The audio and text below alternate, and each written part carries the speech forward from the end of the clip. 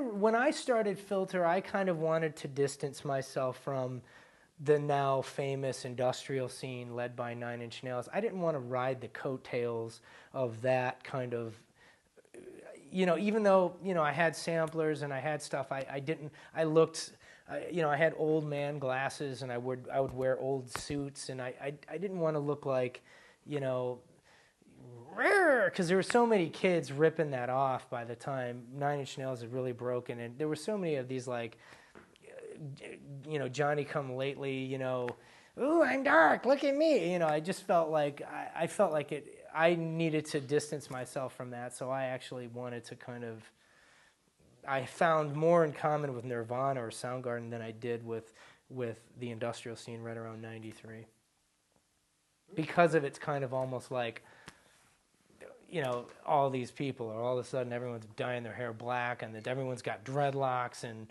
you know, it wasn't new anymore. It was being commercialized, and so that's why I did Short Bus, because I wanted to really kind of get away from all that.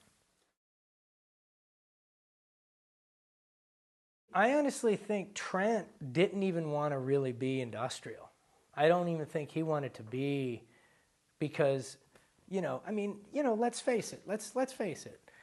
You know, it's on YouTube. It's documented. You know, he was in, like, the Exotic Birds, dancing on the airwaves. It was pretty light, kind of almost a Depeche Mode kind of new wave, you know, band. And, you know, obviously Skinny Puppy and Ministry had been out for 10 years. I mean, Skinny Puppy goes back to like 1980, okay? So they're truly industrial. So I don't think anyone with, like, you know, a CD collection bigger than, you know what I mean? I think that we can all figure out where, you know, Trent got his clothing, and we can kind of get that. But I think he was aware of that as well, and he wanted to kind of, sure, I like H-Gun Video, sure, I like, you know, Darkness, and I like wearing black clothes. Sure, I like, but I don't think he wanted to just rip anything off either. So I don't really think he wanted to be the king of industrial.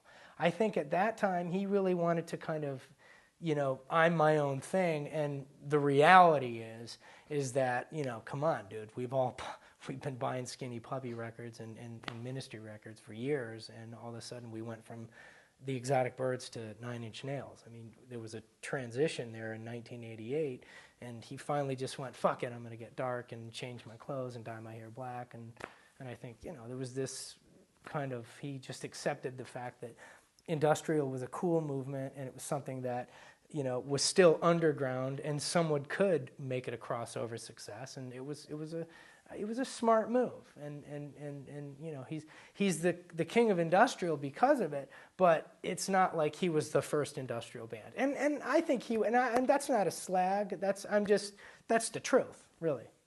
I think a lot of it, like, you know, anyone who used a synthesizer was just ripping off Trent Reznor, and I think that was almost kind of like why I was like, well, fuck it, I'm not going to be even though I have every right. I mean, I was right there in the trenches with Nine Inch Nails, and you know, trying to be a part of that scene, as well as it's really contributing to that. And I had every right to kind of glom onto that huge commercialization, and I didn't, because, you know, there's something about paving your own way and being on your own, and kind of, you know, being creative on those levels.